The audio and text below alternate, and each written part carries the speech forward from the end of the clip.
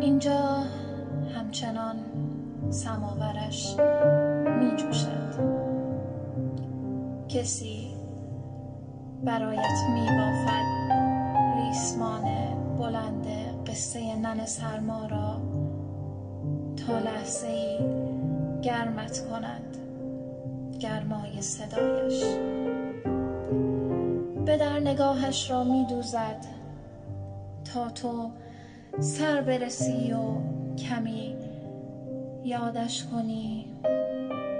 دانه تسبیح نه، شاید تو آرامش کنی.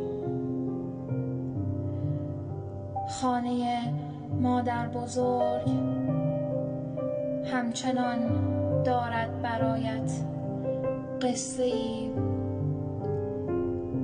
خانه مادر بزرگ همچنان دارد برایت قرص نان و پنیر و